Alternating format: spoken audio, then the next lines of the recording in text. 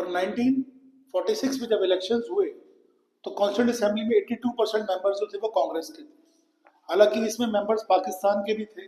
जब हमारी constituent assembly बनाई गई तो इसमें 380 से प्लस मेंबर्स थे, जो बाद में 290 रह गए थे, 293 समथिंग। उसका रीजन क्या था? बिकॉज जो पाकिस्तान के मेंबर्स थे वो इंडियन कॉन्स्टिट्यूशन का पार्ट नहीं रहना चाहते थे।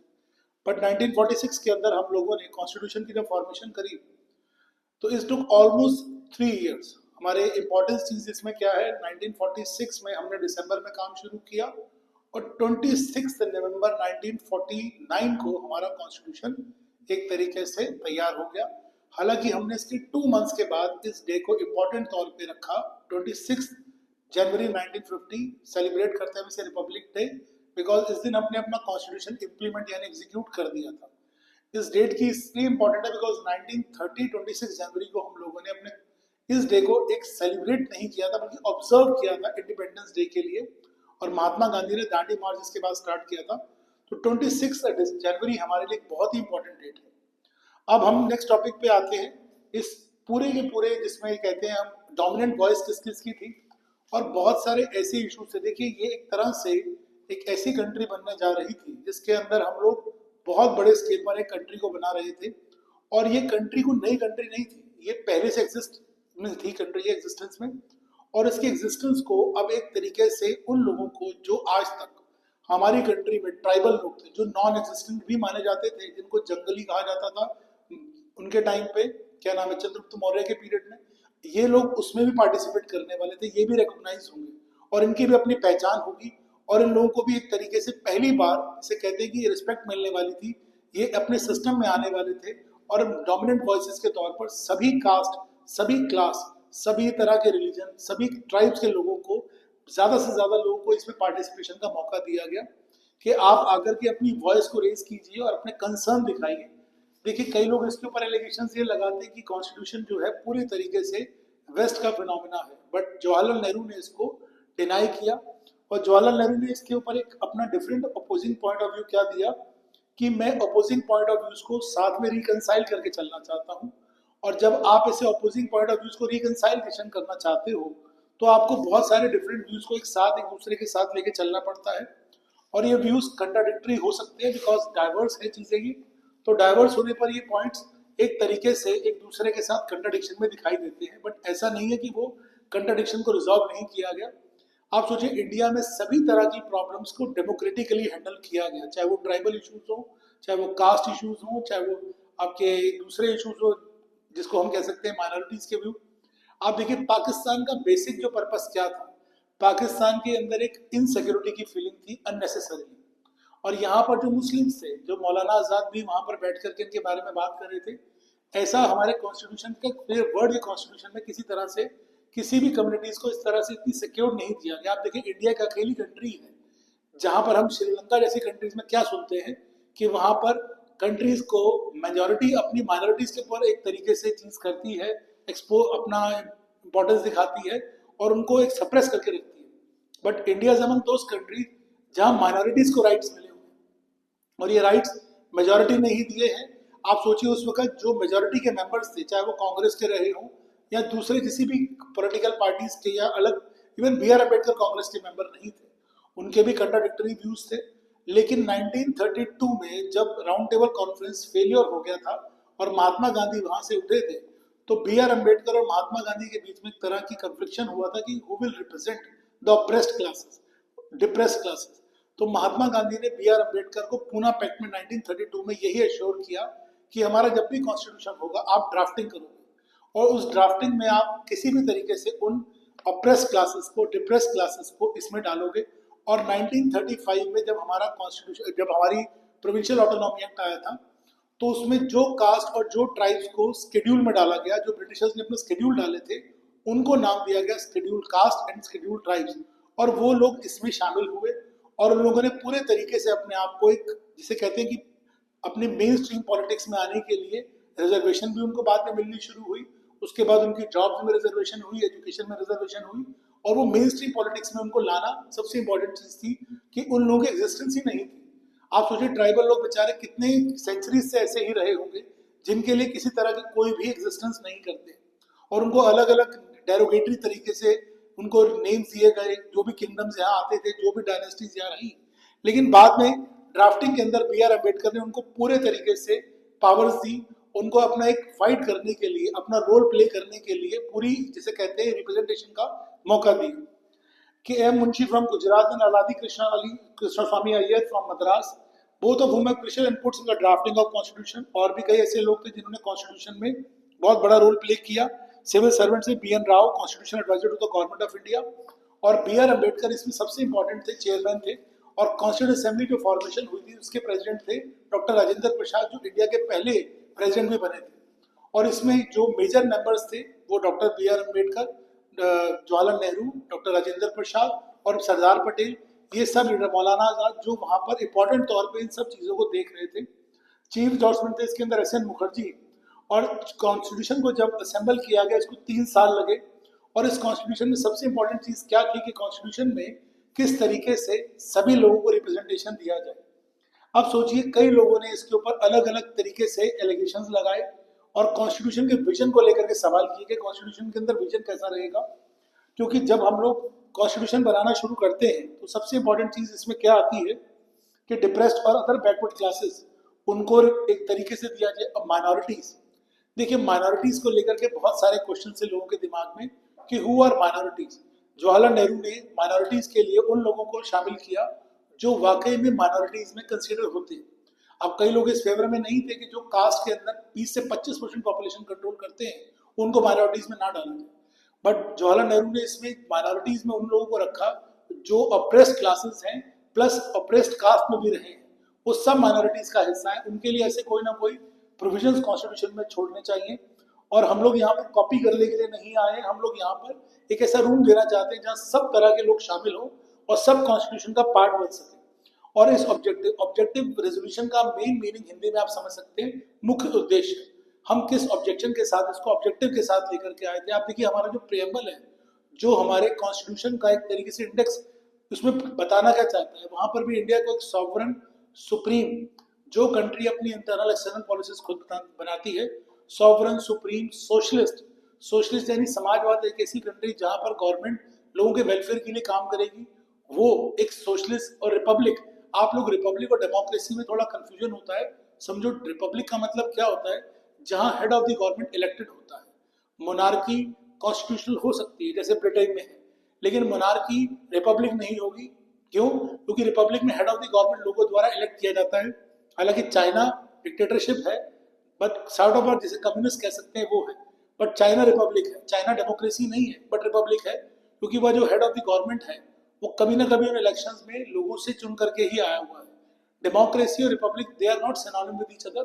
डेमोक्रेसी एक पॉलिटिकल कंपटीशन से चुनी हुई सरकार है जिसके अंदर पॉलिटिकल कंपटीशन होता है, अकाउंटेबिलिटी होती है, and elections are held after the fix periodic interval. But republic में ऐसा नहीं होता, वह हेड ऑफ द गवर्नमेंट लोगों द्वारा चुना जाता है। और जवाहरलाल नेहरू एक इंडिया को इस तरीके से डेमोक्रेसी को दिमाग में रखते हुए ऐसी चीज बनाना चाहते थे, ऐसी कंट्री कि जिसमें ऑब्जेक्टिव रेजोल्यूशन, जो माइनॉरिटीज हैं, जो वीकर सेक्शंस हैं, उनको रिप्रेजेंटेशन मिलना शुरू हो। और उनकी रिप्रेजेंटेशन में सबसे बड़ा रोल क्या था, उन इंस्टीट्यूशंस के अंदर किसी तरीके से भी वो इंस्टीट्यूशंस जो हमारे सोसाइटी में, हमारे समाज में या हमारी गवर्नमेंट को कंट्रोल कर सके।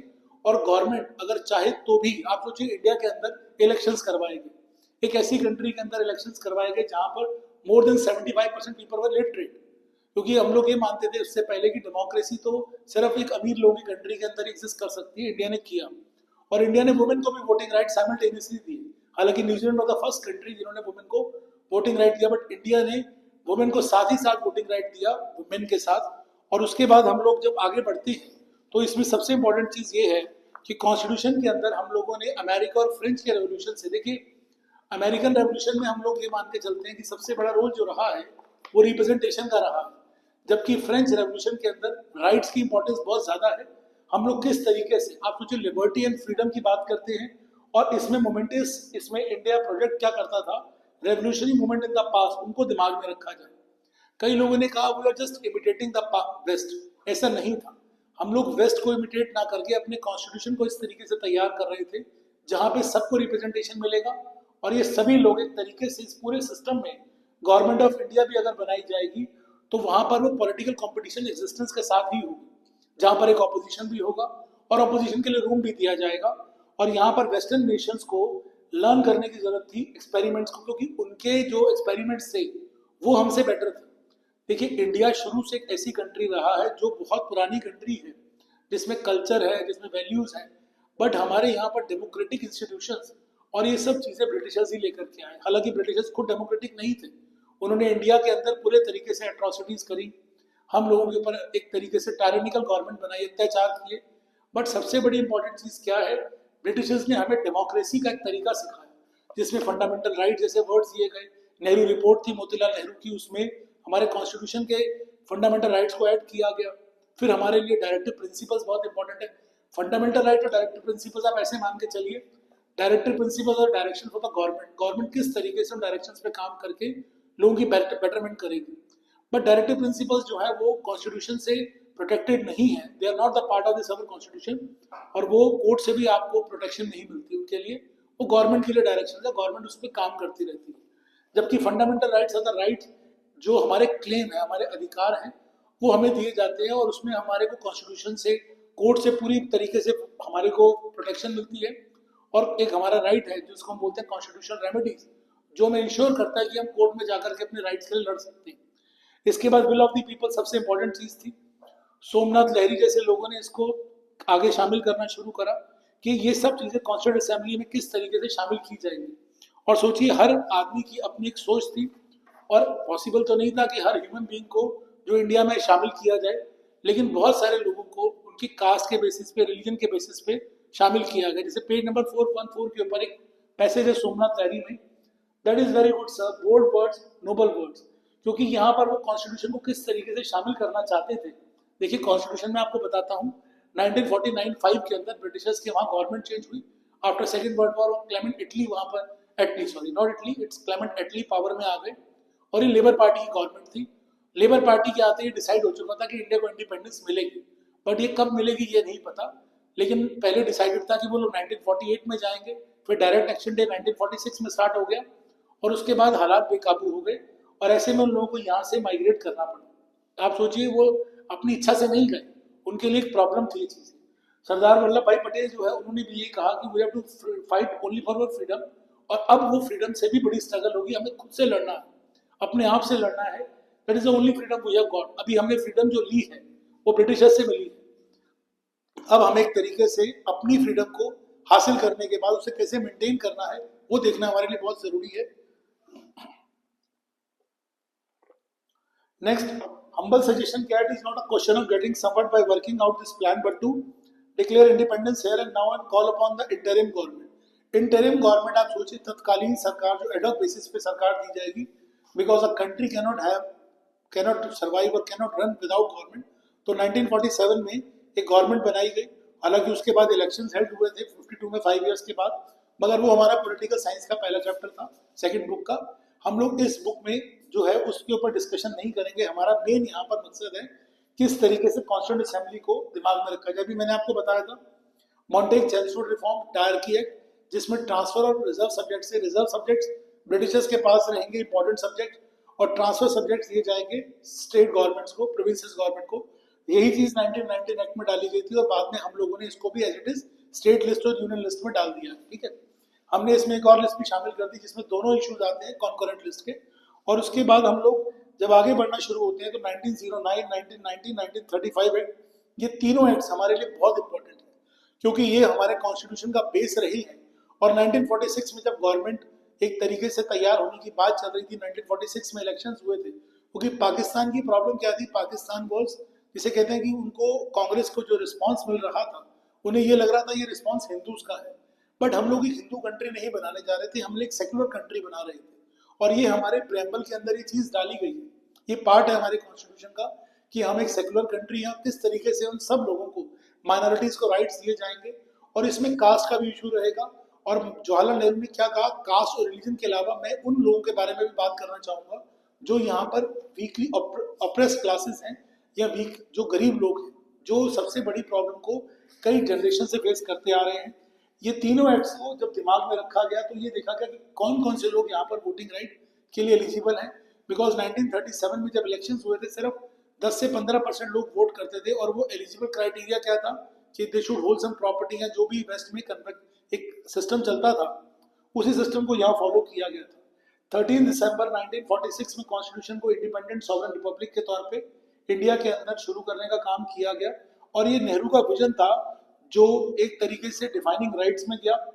और फिर एक प्रॉब्लम आई यहाँ पर पी पोकर बहादुर ने वही प्रॉब्लम खड़ी करी जो पाकिस्तान के टाइम से चलती आ रही थी, सेपरेट इलेक्टोरेट। देखिए, किसी भी कंट्री के लिए सेपरेट इलेक्टोरेट एक डिजास्टर हो सकता है।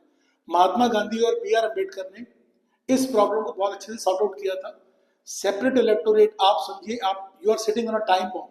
आप किसी भी कम्युनिटी को, I am not talking about any particular community, but अगर आप किसी भी कम्युनिटी के बारे में बात करते हैं और वो अपने सेपरेट वोट काउंट करवाना चाहती है, तो कल को वो ये कह सकती है हमें सेपरेट कंट्री की डिमांड चाहिए। पाकिस्तान ने भी यही काम किया था। 1906 में मुस्लिम लीग बनी, 1940 में इन लोगों ने डिमांड करनी शुरू करी और 1946 में डायरेक्ट एक्शन डे लेकर के आ गए। It took almost 40 years.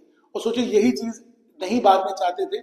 इसके ऊपर बहुत सारी आर्ग्यूमेंट्स हुई और कई लोगों ने इसके ऊपर बहुत जबरदस्त तरीके से आर्ग्यूमेंट्स करी। और सोचिए, इन आर्ग्यूमेंट्स में जब भी कोई प्रॉब्लम बहुत एग्रीवेट हो जाती थी, हीटेड डिबेट्स होती थी, तो यहाँ पर जवाहरलाल नेहरू जैसे जो सीनियर लीडर्स थे उन्होंने आकर के बात करी। आर.वी. धुलेकर जैसे लोग थे, वो इसमें बहुत बड़ा रोल प्ले करना चाहते थे। उनका ये कहना था कि भाई, ब्रिटिशर्स ने जो भी काम यहाँ पर किया वो काम ठीक नहीं है, और अगर हम इस चीज को लगातार चलाते रहे तो इस सेपरेट इलेक्टोरेट की पॉलिसी की वजह से इंडिया दोबारा से डिस्ट्रॉय हो सकता है। सरदार पटेल ने भी डिमांड ये करी कि हम लोग एक कम्युनिटी को दूसरी कम्युनिटी के अगेंस्ट खड़ा कर रहे हैं, तो इट्स बेटर कि हम लोग ऐसा कोई भी काम ना करें। और Britishers element is gone but they left the mischievous behind. उन्होंने अपनी शरारत पीछे छोड़ दी, और ये सेपरेट इलेक्टोरेट वही एक तरह की चीज है। और बाद में इसके ऊपर काफी डिस्कशंस हुई और अल्टीमेटली डिसाइड किया गया कि सेपरेट इलेक्टोरेट एक सोसाइटल चीज हो सकती है। और इस चीज के ऊपर 27 अगस्त 1947 में गोविंद वल्लभ पंत ने एक स्पीच भी दी थी। और I believe separate electorate will be suicidal to minorities, because अगर आप सेपरेट इलेक्टोरेट के लिए जाते हो तो अल्टीमेटली कहीं ना कहीं आपको मेन स्ट्रीम पॉलिटिक्स से अलग कर दिया जाएगा और आप उसी चीज में रह जाओगे, खाली उन्हीं एरियाज में रहोगे जहाँ पे पर्टिकुलर कम्युनिटीज के लोग रहते हैं या पर्टिकुलर अपने लिए वो डिमांड करते हैं।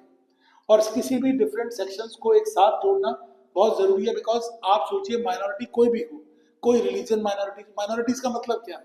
The people who are less than 50%।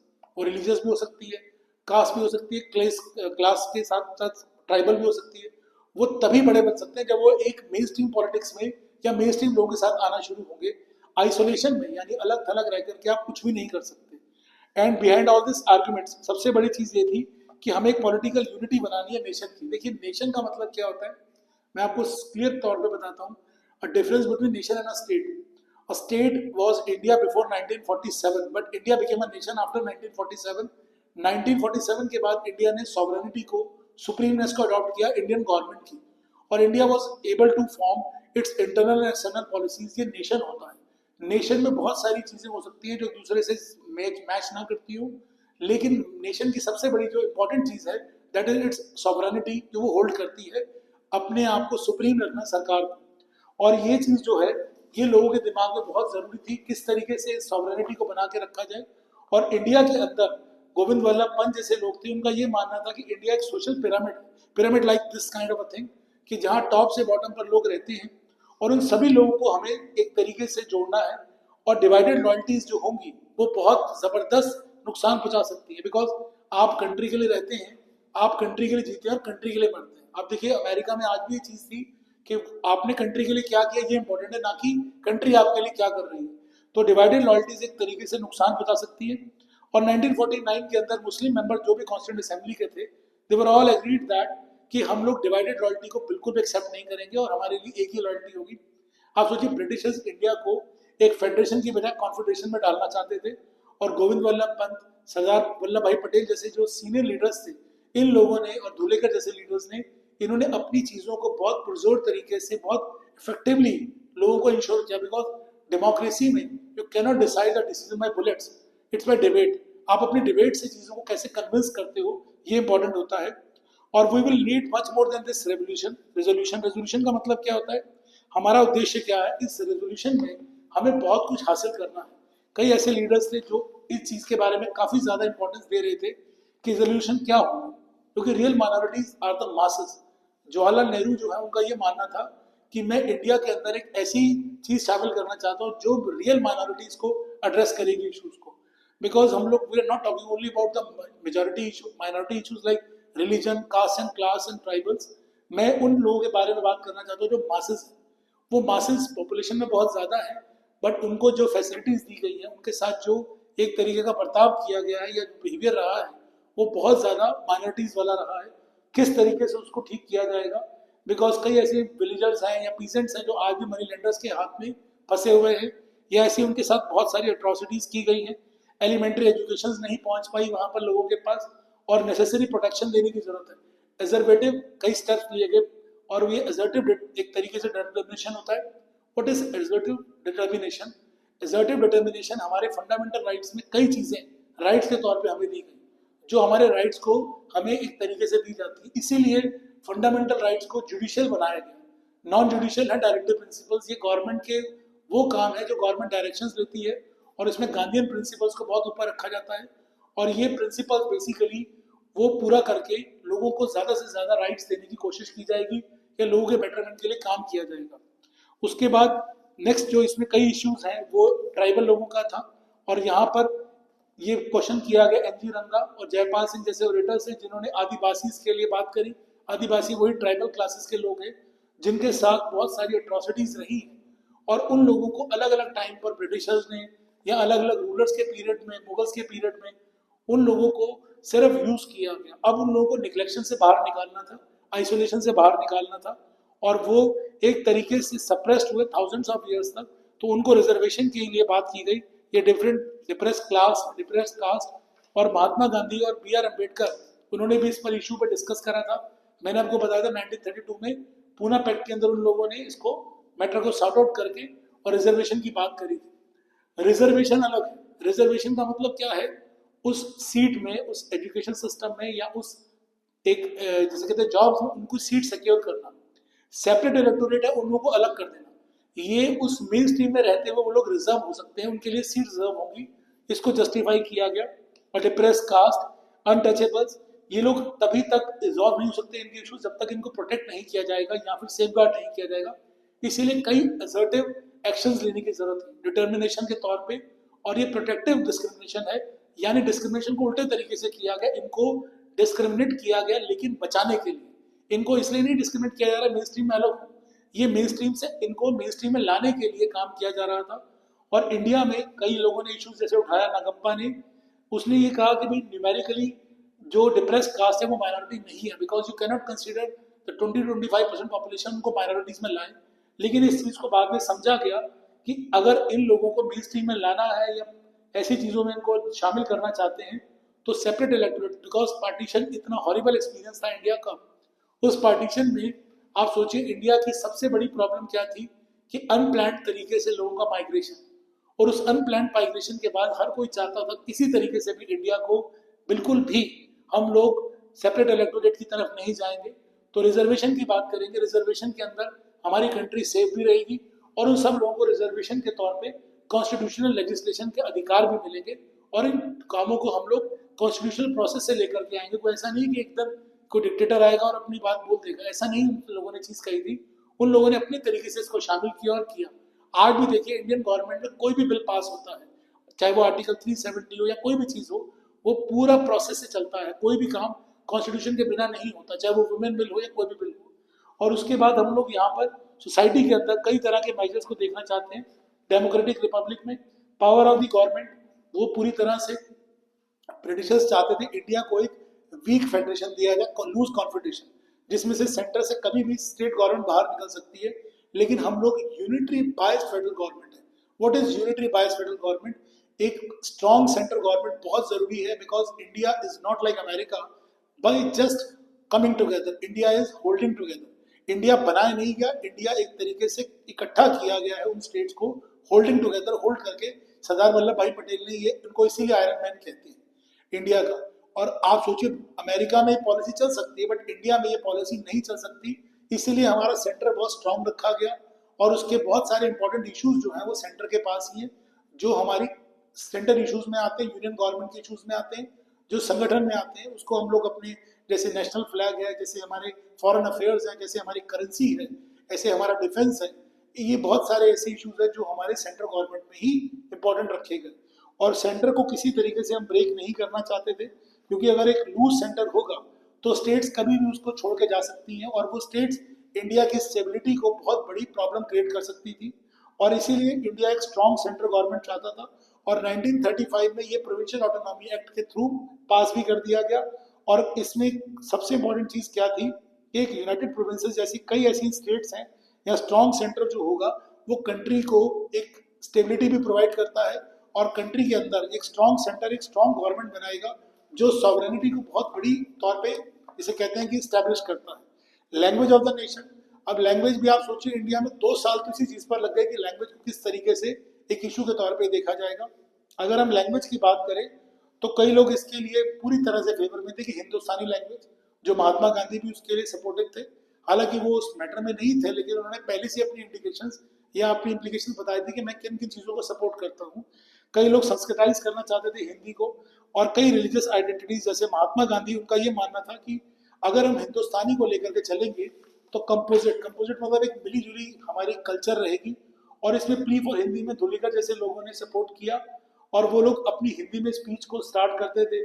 Nehru ने इंटरवीन किया, but the language issue continue to disturb proceedings, और काफी टाइम तक इस तरह की चीजें थी। और सोचिए ये सारी प्रोसीडिंग्स में पूरी तरह से सिर्फ एक ही चीज को इंपॉर्टेंस देगी, डिबेट्स को। आप कितने अच्छे तरीके से अपनी बात को, इंपॉर्टेंट तरीके से अपनी बात को रखते हैं, ये चीज बहुत इंपॉर्टेंट थी। धुलीकर was not the one who liked such attitude of reconciliation। वो नहीं चाहते थे कि इस तरीके से कोई काम शामिल किया जाए, और कई बार डेडलॉक भी लगा, क्योंकि कई लोग ये कह रहे थे कि देवनागरी स्क्रिप्ट जो है उसको ऑफिशियल लैंग्वेज माना जाए, और ग्रेजुअली धीरे धीरे इस चीज को हम लोग इंग्लिश के साथ हटा देंगे, इंग्लिश को इसमें से, और हिंदुस्तानी rather than हिंदी। ये महात्मा गांधी जैसे जो हमारे मेन लीडर्स थे, उन लोगों ने इस चीज को सपोर्ट कर रखा था पहले से ही, उन्हीं की चीज को आगे किया गया। और धुलेकर जो थे उनकी सपोर्ट ये था कि पेज नंबर 427 के ऊपर धुलेकर ने ये क्या कहा, mister president, the question of national language for India which is almost agreed proposition under recently has suddenly become a highly controversial issue। और इसमें कई लोगों का ये मानना था, स्पेशली साउथ के लोगों का, अगर किसी तरीके से यहाँ पर हिंदी को शामिल किया जाता है, हिंदी को ऑफिशियल लैंग्वेज मेनली अगर बना दिया जाता है, तो प्रॉब्लम ये आ सकती है जो इंडिया के नीचे की स्टेट्स हैं, या इंडिया की वो स्टेट्स हैं जहाँ पर हिंदी इंपॉर्टेंट लैंग्वेज के तौर पे नहीं है, या हिंदी वहाँ पर उनकी मेन लैंग्वेज नहीं है, वहाँ ये प्रॉब्लम आ सकती है। इस सभी डिस्कशंस को, इस सभी चीज़ों को बड़े आराम से और अच्छे तरीके से डिबेट्स के साथ शामिल किया गया, एंड कई लोगों ने इसको एक्सेप्ट किया कि हिंदुस्तानी ही हमारी ऑफिशियल लैंग्वेज होनी चाहिए, और रीजनल लैंग्वेजेस को भी साथ साथ शामिल किया जाएगा, और ऑफिशियल लैंग्वेज को इंग्लिश के तौर पे किया गया। T Ramalinga Chettiar from Madras emphasize that whatever was done to be done with a caution, क्योंकि अगर आप कोई भी ऐसा काम करते हो जो आज आपको ठीक लगता है, आगे जाकर के हो सकता है कि वो एक तरीके से आपके चीज को नुकसान पहुंचा सकता है आपकी कंट्री को। तो इन चीज़ों को जो अनजस्टिफाई नहीं हो रही थी उनको शामिल कर ठीक से किया गया, और उनके ऊपर पूरी डिस्कशन के बाद काम किया गया। अभी मैं आप लोगों को कुछ क्वेश्चन बताऊंगा जो इंपॉर्टेंट क्वेश्चन है जिसके ऊपर आप काम कर सकते हैं इसके चैप्टर के अंदर। और ये क्वेश्चन जो है ये मैंने खुद तैयार कर रखे हैं, ये क्वेश्चन आप लोगों के लिए, जहाँ पर हम लोग examine the 4 major issues that went into the making of Indian constitution, और फिर हम लोग इसमें कई चीज़ों को शामिल करते हैं। सेपरेट एक बहुत बड़ा प्रॉब्लम थी, किस तरीके से कॉन्स्टिट्यूंट असेंबली में उसको सॉल्व आउट किया गया, कॉन्स्टिट्यूंट असेंबली में लैंग्वेज इश्यूज को किस तरीके से रिजॉल्व किया गया, और जब ऑब्जेक्टिव जो रेजोल्यूशन है जवाहरलाल नेहरू का, उसको किस तरीके से कॉन्स्टिट्यूशन को फ्रेम करते हुए अपने दिमाग में रखा गया। और ऐसे बहुत सारे और भी क्वेश्चंस हैं। अगर आपको किसी तरह की कोई भी हेल्प चाहिए तो you can contact us on hub of humanities by Manish sir. My number is 9811373532। और इसके बाद हम लोग की जब क्लासेस ओवर होंगी तो हम 1 तारीख से पहले आपको पूरे तरीके से बताएंगे कैसे आपने CUT के अंदर अपने फॉर्म्स वगैरह को लेकर के काम करना है, सबमिट करना है, फाइल करनी, सारी चीज़ें। देन आफ्टर हम लोग 1 अप्रैल से अपनी CUT की classes specially psychology, political science, history, sociology, geography, उन सब के ऊपर काम करेंगे और आपको बताएंगे कैसे आप अपने रीजनिंग और रिलेशन के मुश्किल और डिफिकल्ट क्वेश्चन को सॉल्व आउट करें। Thanks a lot.